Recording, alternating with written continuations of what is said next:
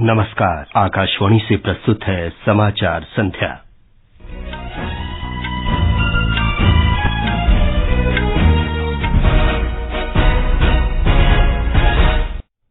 प्रधानमंत्री नरेंद्र मोदी ने देश में कोविड के बढ़ते मामलों की स्थिति और जन स्वास्थ्य तैयारियों की समीक्षा के लिए उच्च स्तरीय बैठक की।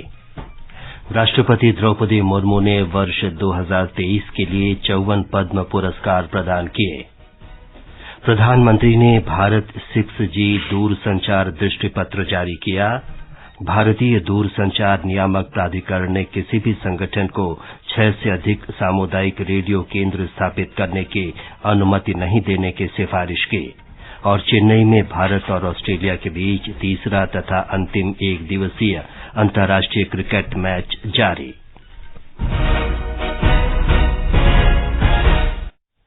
समाचार संध्या के साथ मैं विमलेंदु पांडे। प्रधानमंत्री नरेंद्र मोदी ने देश में कोविड और इन्फ्लुएंजा की स्थिति के आकलन के लिए आज एक उच्च स्तरीय बैठक की। बैठक के दौरान उन्होंने बुनियादी ढांचे की तैयारियों, टीकाकरण अभियान की स्थिति, कोविड के नए वेरिएंट और इन्फ्लुएंजा के उभरने और इससे जन स्वास्थ्य पर पड़ने वाले असर का आकलन किया। देश में इन्फ्लुएंजा और पिछले 2 सप्ताह में कोविड के मरीजों की संख्या में वृद्धि को देखते हुए ये उच्च स्तरीय बैठक बुलाई गई थी। एक रिपोर्ट। बैठक में स्वास्थ्य मंत्रालय के सचिव ने देश में बढ़ते मामलों सहित विश्व में कोविड की स्थिति पर प्रस्तुति दी। प्रधानमंत्री को अवगत कराया गया कि देश में दैनिक मरीजों की औसत संख्या 888 है। प्रधानमंत्री को बताया गया कि कोविड की मुख्य 20 दवाओं, 12 अन्य दवाओं, 8 प्रतिरोधक दवाओं और इन्फ्लुएंजा की एक दवा की उपलब्धता और कीमतों पर नजर रखी जा रही है। प्रधानमंत्री को देश में इन्फ्लुएंजा, विशेष रूप से पिछले कुछ महीनों में H1N1 और H3N2 के मरीजों की भी जानकारी दी गई। प्रधानमंत्री ने मरीजों, स्वास्थ्य पेशेवरों और स्वास्थ्य कर्मियों के अस्पताल परिसर में मास्क पहनने सहित कोविड उपयुक्त व्यवहार पर जोर दिया। श्री मोदी ने अस्पतालों में पर्याप्त बिस्तरों, स्वास्थ्य सुविधाओं और आवश्यक दवाओं की उपलब्धता सुनिश्चित करने पर भी बल दिया। प्रधानमंत्री ने कहा कि कोविड महामारी अभी खत्म नहीं हुई है और देश में स्थिति की नियमित निगरानी करने की आवश्यकता है। दीपेंद्र की रिपोर्ट के साथ समाचार कक्ष से शशांक कुमार। प्रधानमंत्री नरेंद्र मोदी ने कहा है कि भारत दूरसंचार प्रौद्योगिकी में विश्व का सबसे बड़ा निर्यातक बनने की दिशा में आगे बढ़ रहा है। कुछ वर्ष पहले तक देश इसका केवल उपयोग करता था। उन्होंने कहा कि भारत 5G दूरसंचार तकनीक तेजी से अपना रहा है। श्री मोदी आज नई दिल्ली में अंतर्राष्ट्रीय दूरसंचार संघ ITU के नए क्षेत्रीय कार्यालय और नवाचार केंद्र के उद्घाटन के अवसर पर बोल रहे थे। प्रधानमंत्री ने कहा कि मात्र 120 दिन में 125 से अधिक शहरों में 5G दूरसंचार सेवाएं शुरू की गई हैं। आज भारत दुनिया में सबसे तेजी से 5G रोल आउट करने वाला देश है।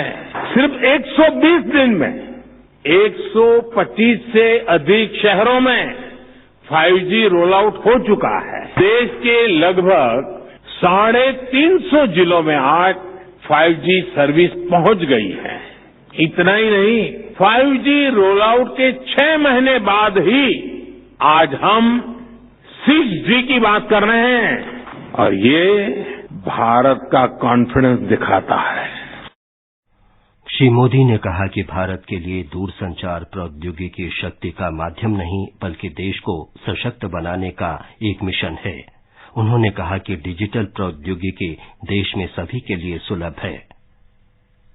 2014 से पहले भारत में इंटरनेट कनेक्शन की संख्या 25 करोड़ थी। आज ये 85 करोड़, 85 करोड़ से भी ज्यादा है।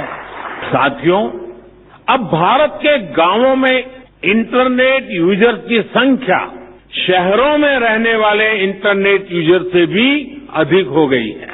ये इस बात का प्रमाण है कि डिजिटल पावर कैसे देश के कोने कोने में पहुंच रही है। श्री मोदी ने यह भी कहा कि देश भविष्य की प्रौद्योगिकी के मानकीकरण के लिए ITU के साथ मिलकर काम करेगा। भारत ने अंतर्राष्ट्रीय दूरसंचार संघ का नया क्षेत्रीय कार्यालय 6G प्रौद्योगिकी के लिए उचित वातावरण तैयार करने में मदद करेगा। प्रधानमंत्री ने कहा कि भारत G20 की अध्यक्षता कर रहा है, इसलिए संबद्ध देशों को समान दूरसंचार प्रौद्योगिकी उपलब्ध कराना इसकी प्रमुख प्राथमिकताओं में है। आज जब भारत G20 की प्रेसिडेंसी कर रहा है तो उसकी प्राथमिकताओं में रीजनल डिवाइड को कम करना भी है। कुछ सप्ताह पहले ही भारत ने ग्लोबल साउथ समिट का आयोजन किया है। ग्लोबल साउथ की यूनिक जरूरतों को देखते हुए टेक्नोलॉजी, डिजाइन और स्टैंडर्ड्स की भूमिका बहुत अहम है। ग्लोबल साउथ अब टेक्नोलॉजिकल डिवाइड को भी तेजी से ब्रीच करने में जुटा है। इस अवसर पर प्रधानमंत्री ने भारत 6G दूरसंचार दृष्टिपत्र जारी किया और 6G अनुसंधान और विकास सुविधा की शुरुआत की। उन्होंने call before you dig app की भी शुरुआत की। इस ऐप से अनावश्यक खुदाई और क्षति की घटनाओं को कम करने में मदद मिलेगी। राष्ट्रपति द्रौपदी मुर्मू ने आज राष्ट्रपति भवन में नागरिक अलंकरण समारोह में वर्ष 2023 के लिए 54 पद्म पुरस्कार प्रदान किए। इनमें 3 पद्म विभूषण, 4 पद्म भूषण और 47 पद्मश्री पुरस्कार शामिल हैं। एक रिपोर्ट।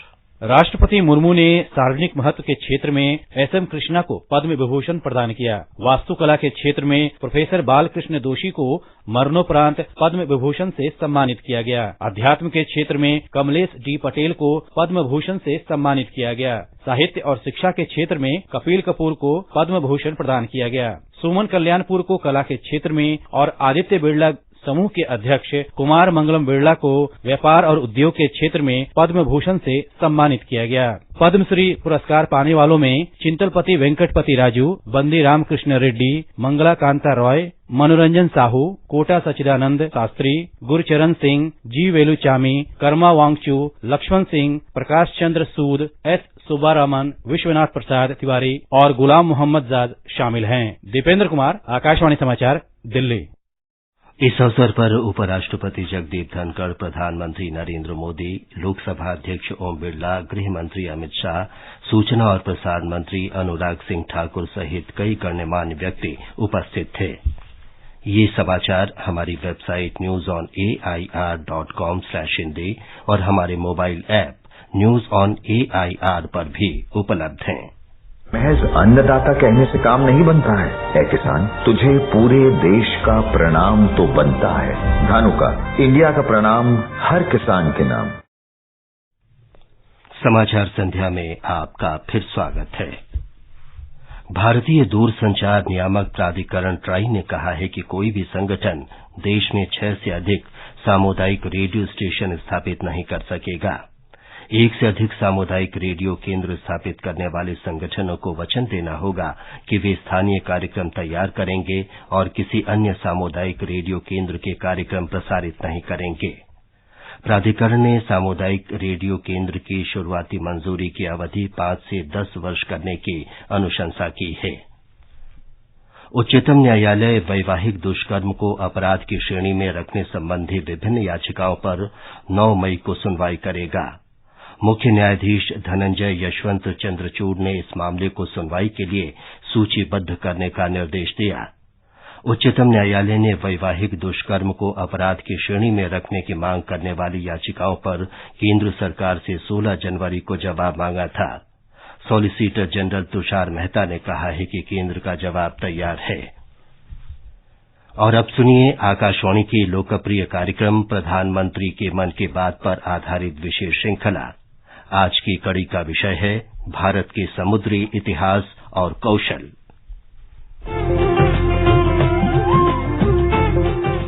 लोग, आवाज और सीधा संवाद, यानी आपके हम सबके मन की बात।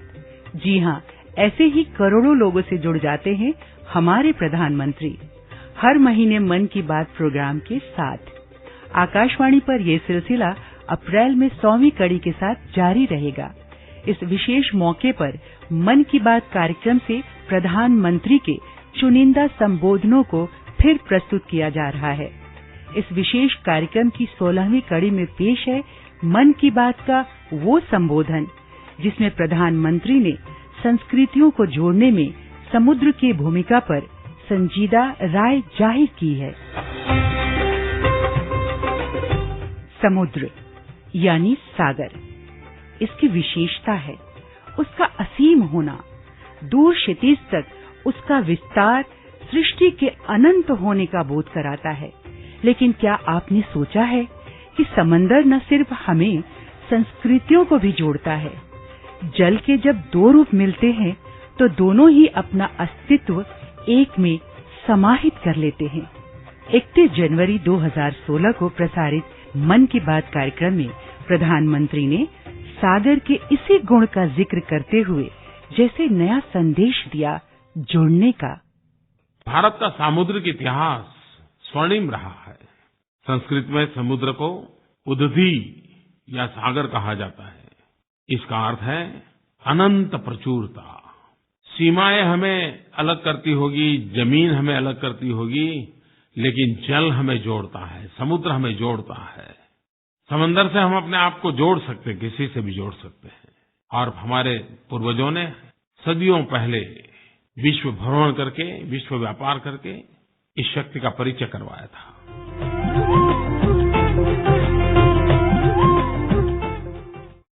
मन की बात पर आधारित विशेष श्रृंखला आप सुन सकते हैं प्रतिदिन सुबह 8 बजे समाचार प्रभात और रात 8:45 बजे समाचार संध्या में।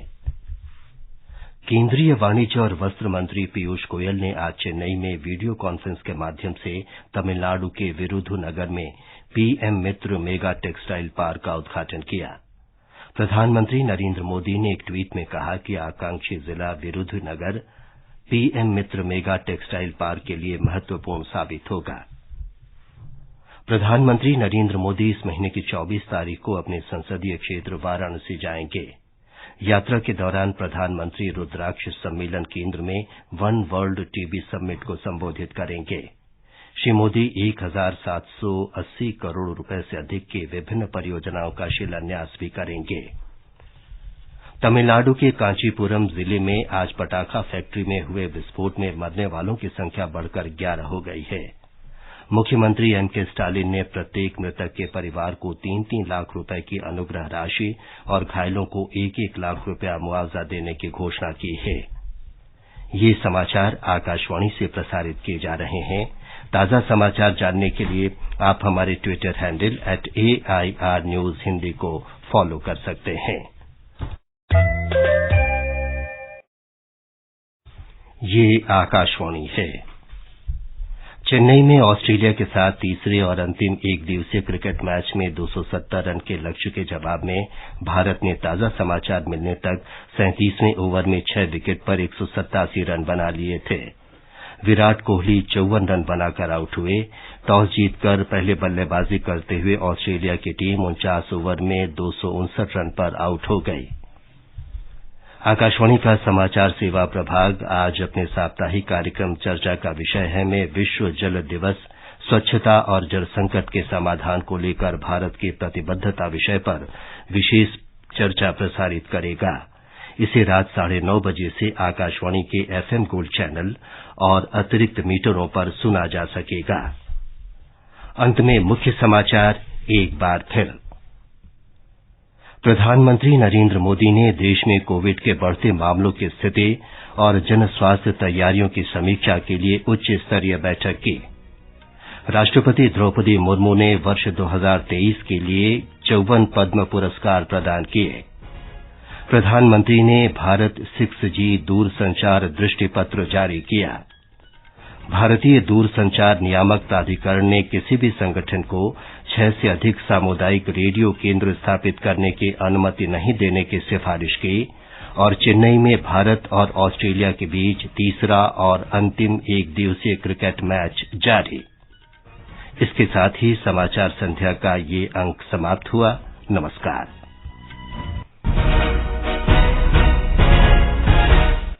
महज अन्नदाता कहने से काम नहीं बनता है किसान, तुझे पूरे देश का प्रणाम तो बनता है। धानुका, इंडिया का प्रणाम हर किसान के नाम।